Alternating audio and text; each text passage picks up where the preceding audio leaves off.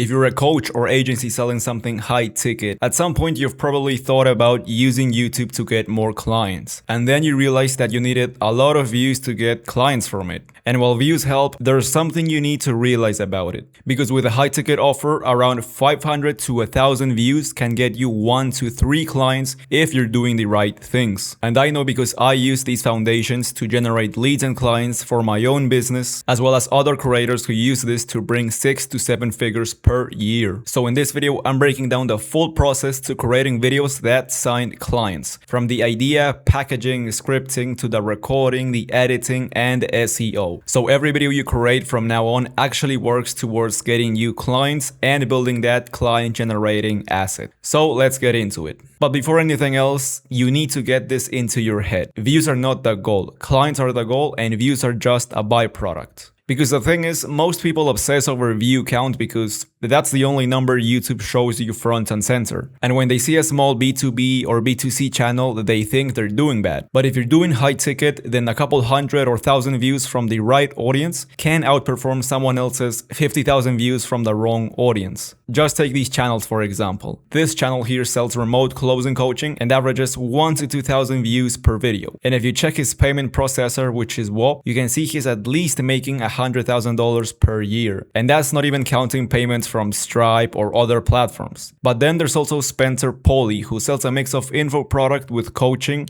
helping e-com brands scale past $1 million a year. He sells this for $1,700 per month, and he averages 5,000 views in his channel. And if you check his school, you can see he's making close to $700,000 a month. And if you want to see examples with even lesser views, then check this out. These are very respected YouTube strategists like Nate here, who mentions a 500 view video got a client worth $4,000. Or Chris, who mentions 180,000 views got 18 booked calls.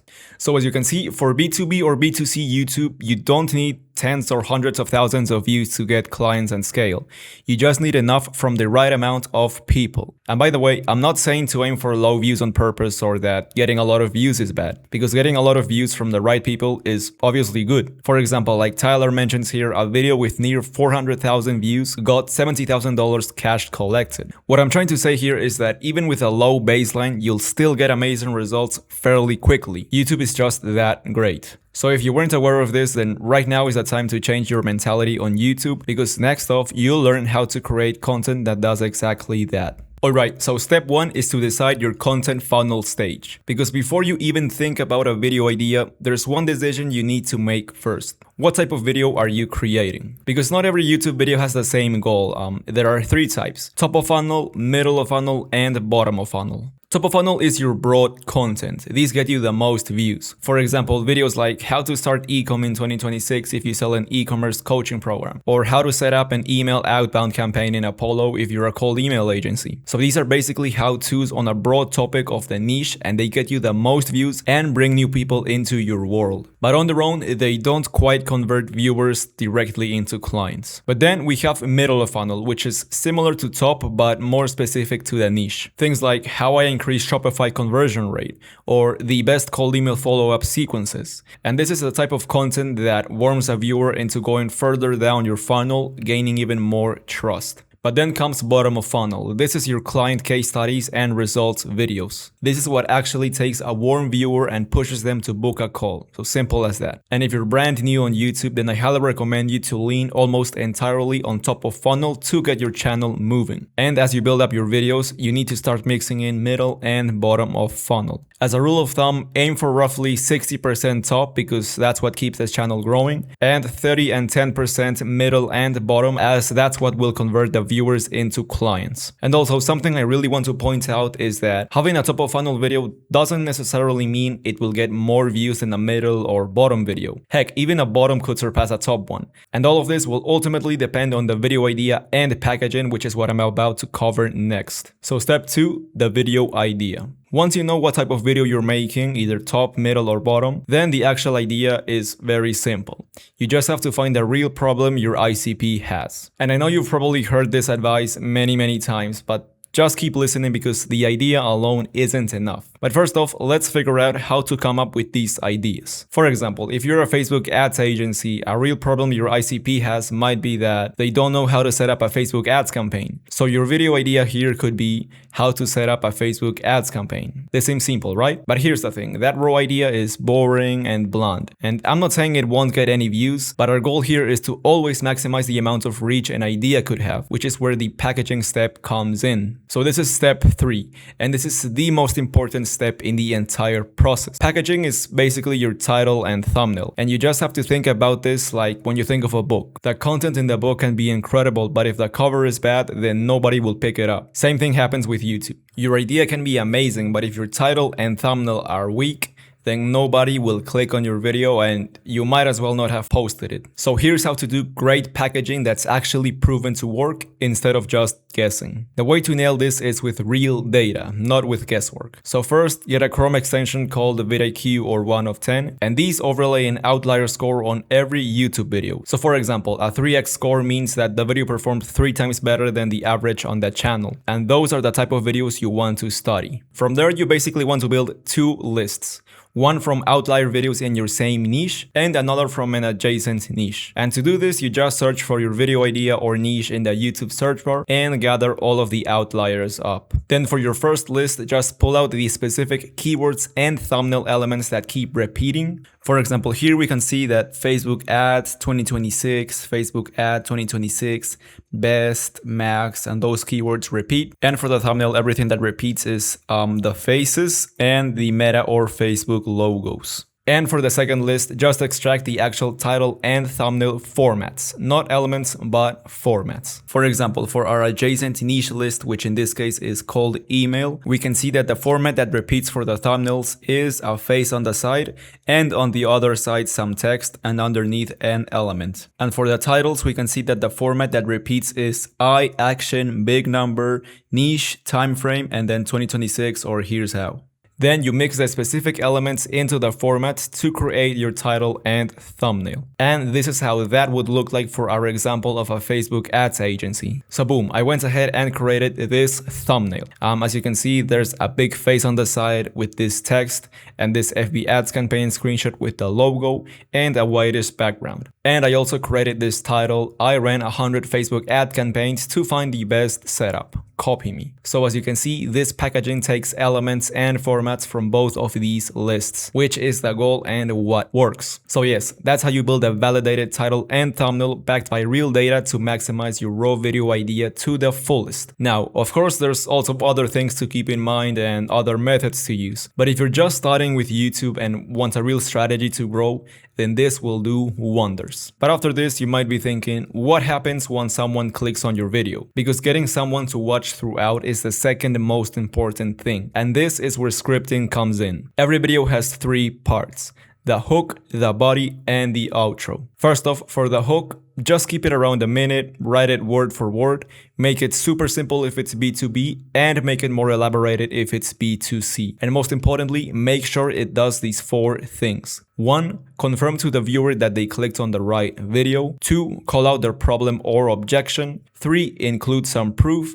And 4. Tease what they'll get from watching the whole thing. That's the entire formula, and if you nail those 4 things, then your hook is done. So here's a quick example. In this case, for the e-com coaching niche. Let's say the title here is How to Start an E-com Store in 2026. So the hook, as a rough and quick example, can be something like this. As you can see, this hook included all 4 elements, and these combined will make the viewer stay and watch throughout. So after the viewers are hooked into your video, then comes the body. And honestly, this is the most flexible part since it ultimately depends on your style and expertise. So there's no single right structure. You just have to decide if you're doing a talking head or screenshot format, script it out in bullet points or word for word if you're not comfortable talking smoothly. And don't overthink retakes or awkward silences because you can simply edit those out afterwards. And for what to actually include here, well, keep it high level if it's B2B and give more away if it's B2C since it's a different type of buyer. And for the actual contents, again, this will depend on your video idea and expertise. So whatever you decide to put here is all up to you. If your expertise is strong, then the body will also be strong. And that's what the viewers are here for. So just show what you know and that should be more than enough. And also one more thing, here's where you will put a call to action. And this needs to be around the 30% mark of your video. And not just at the end, because a lot of viewers won't actually make it that far. So for this CTA, just keep it quick and seamless, and preferably a one-liner so it doesn't break the flow of your video. But anyways, once you've finished whatever you're teaching here, then you can continue with the outro. And just like the hook, you have to keep this under a minute and keep it simple. And since by now the viewer is already warm, the structure I recommend to use is 1. Address the original problem or objection from the hook by pointing them to your offer, and this should be something like your call to action for the link in the description. Then 2. You have to address another problem or objection they may now have. And after this, point them to another video that solves that, because every video builds on top of another. And most of the clients you will get will watch more than just one video before booking a call. So it's always very important to keep this binge watch cycle going. But here's how this two-step outro structure could look like using our e-com example. So as you can see, the first part is the call to action, and the second part uses one of their problems to push them to another of your videos. And boom, that covers everything we need for the outro. So after that, once you now have the title, thumbnail, and script ready, then it's time for the recording. Here, this is one of the easier bits, because what's important here is first your speaking skills, then your audio quality, then your lighting, and finally your video quality. First off, you need to speak to the camera as if you were talking to a friend teaching them something. Try to be energetic and not have a boring pacing. And apart from that, just pick recording times whenever you're relaxed and in a good mood, because having a good amount of energy is what keeps most of the viewers watching. But second is your audio. Here you need to realize that bad audio will make people leave, and no matter if the actual video is amazing. So you need to invest in a high quality microphone. And this doesn't need to be expensive. Anywhere from $50 to $200 will get you a solid one. In my case, I use the Razer Siren Mini, but if you're looking for something more top end, then you can check out this brand of microphones that is very popular and very good. But anyways, the third thing here is lighting. And this is what actually matters more than your camera. In this case, you don't need a studio setup. A simple room with good natural light is enough. And if you don't have that, then a cheap ring light will fix that instantly. You just have to make sure that your face is well lit, because having bad lighting will make even a good camera look bad. So please keep this in mind. And now that we're talking about the camera, if you have an iPhone, then that should be more than enough. You just have to prop it on a tripod or on your monitor and use it like a regular webcam. And if you're actually looking for a dedicated cam, just make sure that it records over 1080p. Again, here lighting is more important. But last but not least, if you're doing a screen recording, I highly recommend using OBS. This is a free software and it gives you great quality. And if you're looking for something more simple to use, then I recommend Loom. You probably already know what this is, but the thing here is to keep the text on screen well visible and not blurry when recording. And yeah, that's pretty much everything you need when recording.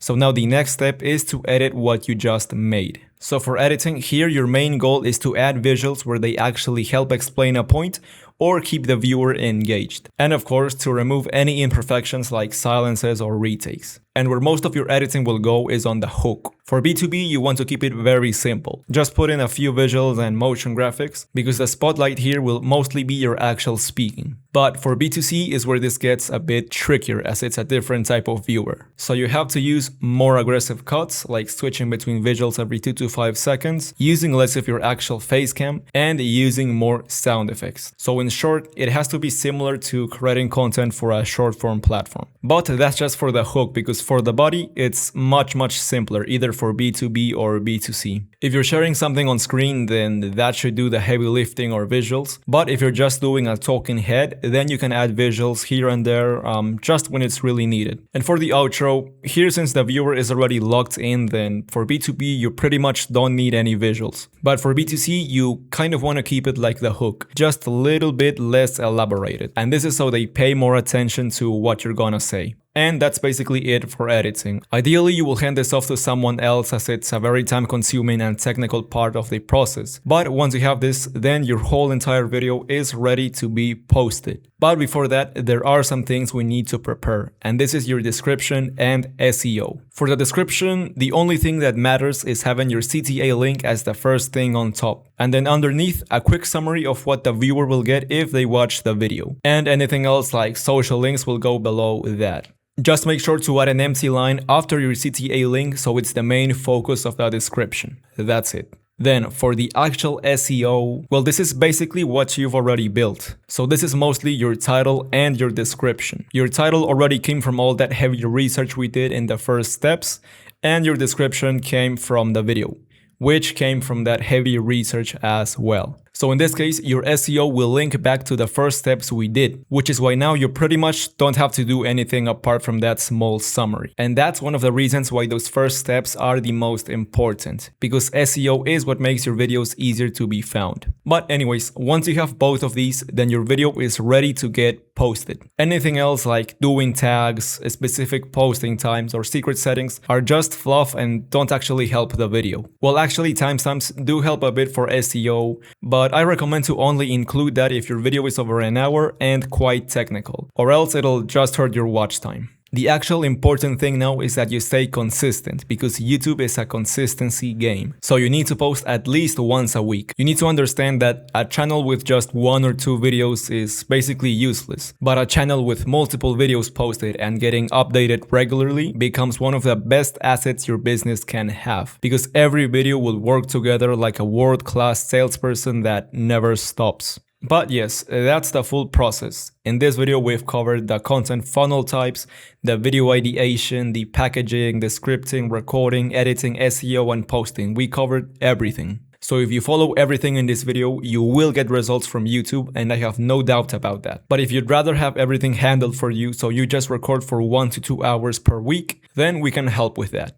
This is for coaches and agencies who sell something high ticket and want to use YouTube to expand their acquisition, whether you're starting from zero or you've already tried this before and it didn't work out. So if that's you, then click the first link in the description to speak with me.